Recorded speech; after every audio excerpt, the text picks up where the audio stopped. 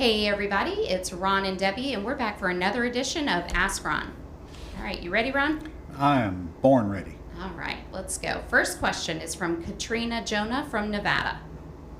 Hi Ron, during your seller finance course, I believe you specifically talk about how you can share with the seller any equity when the buyer purchases rather than having to put a large or any down payment down.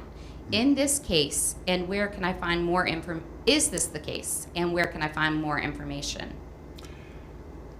It is a technique. It's not one that I would certainly use. I'm never going to share equity with the seller when it's just as easy to get them to take little or nothing down to begin with. The trick is in my scripts, and the question is, we usually buy with nothing down, okay? And in fact, we're going to be doing a workshop. A 5-hour training this afternoon. Well, this afternoon, today's Thursday. You'll get this on Friday, so it'll be too late. But we're going to be processing deals last hour, and I know I got 6, 8, 9 deals here already. And they've all been asked the same questions, and most of them are nothing down deals simply because that's the way they were asked and the script that they were used. It's not about raising big down payments for sellers. It's about weeding out the ones that want to do terms and using the proper scripts and learning how to handle those scripts correctly. And by the way, those scripts are on the Gold Club site, but you need to get to my Quick Start School. If you're going to be effective at buying and selling houses, you got to get trained. Let's be real. You're not going to get there without getting trained. And that's my 4-day Quick Start School. Maybe I'll see you live in Vegas next month. All right, and Katrina, on Gold Club, if you use the search bar on the home page at the top, just enter seller finance. It will bring up anything and everything related. But there is no lesson on there about how to share equity with the seller. Right, that is true. Okay, all right, next question is from Ava Carrothers from California. Ava? As I pull together my future clients who will lease in subject to deals, what is the timeline for either getting them to put an application in and do the background check? Should I wait to have properties already under contract or just have this list of qualified people on a wait list? I would get the property under contract first, and then that will generate the buyer's list. You'll have plenty of them, believe me. You put a property out there on a lease purchase right now, you won't have any problem getting people contacting you. There's no reason to create the buyer's list until you get something to sell. That's your first priority. Okay. Next is from Omar Leon from Florida. Omar? Ron, if I have a contract, $1 million house advertised by owner on Zillow, whether as a lease option or with seller financing, can I pay a fee to place it on the MLS? And what reaction that may affect the deal might be forthcoming from the sellers if they find out? You could, but you cannot do it without the seller's permission. And in fact, you have to have an agreement with the seller to allow you to place it on the MLS. And of course, you'd never get through the realtor to begin with if you don't have that agreement. And some realtors won't even list it if they know you're not the seller. But look, there ain't no sense in trying to keep it a secret. You cannot sell the house without somebody preparing a contract to be the seller and somebody being the buyer. And you can't. You can prepare the contract to be the seller, but only if you've got it under contract. But remember, that's going to create a problem because now when your buyer gets ready to buy and they go to the bank and they do a title search, they're going to find out you're not the owner. So you're going to have to get the seller involved in this situation if you're not going to take title to the property. The seller should be deeding the property directly to your buyer, and your fee is a consulting fee, which looks very suspiciously like a real estate commission, but if you have it under contract, you have an equitable interest in it. So well, I think that pretty much covers that question. I'm not sure what to add to that. Okay, and one last thing. He said, if I remember correctly, when sellers get their equity and monthly payments, they don't pay taxes on that money, correct? No, that's not correct.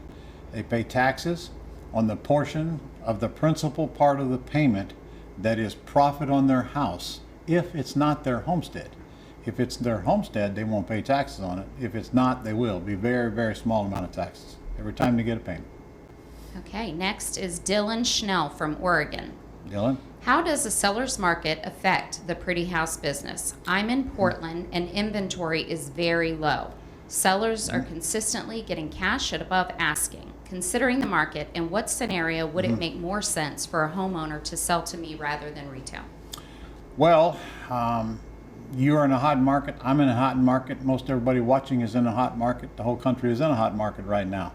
But strangely enough, and difficult for some people to understand, is that there are still a whole bunch of sellers out there that will either let you take over their debt, which is usually the case, even if you owe them a little more than that later, or they still free and clear houses.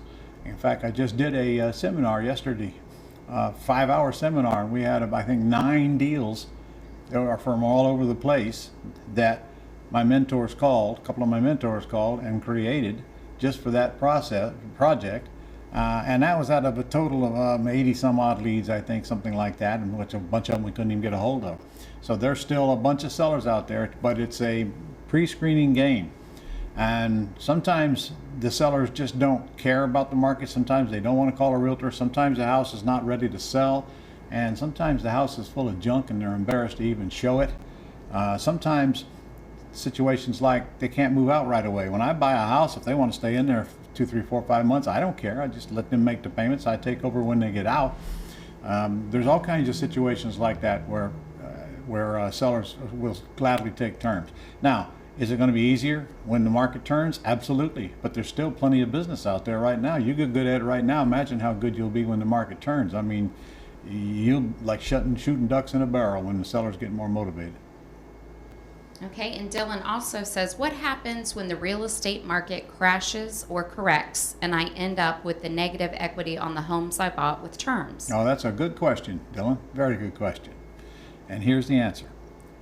If you don't personally guarantee debt, and you won't on Planet Ron, because if I catch you, I will promise you I'm going to create personal harm to you. May even include blood. We do not guarantee debt on Planet Ron. You got that? As long as you don't guarantee debt, there's nothing you can ever lose except a house you got for free to begin with. If the equity goes down, the rents do not. In fact, they very well may go up in a recession. It's law of supply and demand. So if you don't have to sell the house and cash out of it right now, you just simply wait it out and collect rents. And while other people are going nuts and filing bankruptcy and doing stupid stuff, you're sitting here on a massive amount of real estate that you don't have any personal guarantee, and nobody can actually do anything to you because you're still making the payments, because people will always need a place to live. Don't you ever forget that. No matter what happens around you that you have no control over, people always need a place to live. So real estate is a commodity that's never going away. It's not a fad. It's going to be there, and it's a requirement of life. You have to have a place to live. As long as that's the case, there's somebody always going to be willing to pay you to stay there. All right, next is from Richard Betts from Texas. Richard? I am in Texas, so can I do an axe deal in this state? Yes. You can do an axe deal, which means you're assigning a contract even on a lease purchase. You just can't collect a non-refundable option deposit, but you can assign a lease purchase contract or an owner financing contract or a subject to contract. Okay, and David Segovia from New Mexico. What is the best advice to doing comps in a non-disclosure state other than using an agent? Well, I'll tell you the truth, that's a tough one because you can only go on what you can find online. And if you can't find it online, you're going to have to get an agent to help you with it. And of course, there's always riding around and looking, what's available in that same subdivision and what's on the market, and is it close to mine, but that's actual physical labor. So your best bet is to get a realtor to work with you, and just look, it's not going to cost much for them to pull comps for you. Whatever, you just work it out with them. Ask them what they would take for them to get comps, if they can even get comps. So I heard rumors that some states the realtors can't even get comps, but somehow the appraisers put a value on it. So I don't know the answer because I don't live in one of those states, to be honest with you. Okay, Ron, that's all we have this week. All right. Okay, see you guys next week. Don't forget, I'm going to be live in Vegas the end of August, last week of August. If you're not aware of that, we're going to do a live 4-day quick start school, and we're going to be doing it in Las Vegas. And you are welcome to come. And if you've already been to a virtual quick start school, all you've got to do is register and come if you're within your year. No charge. If you're not, it's only $500. So all you folks been sitting around here waiting to come back, what a great place to go. And you get to write off the whole trip because you're going to a business event, and no problem qualifying that one with the IRS. We'll be working definitely more than 4 hours a day. So get a chance to come see us, have some fun in Vegas, enjoy your time there, maybe spend the next day or two there, and it's going to be a very, very powerful event. Now I got a virtual event coming up here right here shortly this month, So if you actually could attend the virtual event and then come back to the live event and bring some leads when you do, we are killing them with deals. You will be shocked how many deals we're getting out of these so-called hot markets all over the country and on terms deals. So if you don't believe it, bring a pile of leads. You're probably going to go home with a deal too of your own. And when you're in Vegas and you're there live, your chances are increased drastically because you can sit down and work with the mentors, talk to them, listen to them, make the calls, participate with the rest of the group, create a group of your own, which I always encourage people to do. Collect cards, get to know each people, and create a national group of your own so you have somebody in every city in the country if you need them. So it's always a good thing to come back live. People get 350% more out of the live events than they do anything we can deliver online. So I'll see you in Vegas, and I'll see you next week.